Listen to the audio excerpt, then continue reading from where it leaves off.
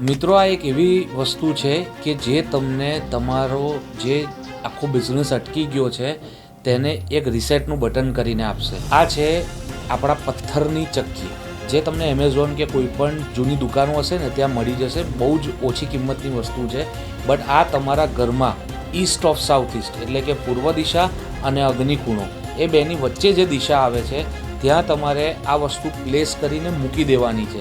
બસ બીજું કંઈ જ નથી કરવાનું. આ તમારા બિઝનેસને એક રિસેટનું બટન બનાવીને આપશે.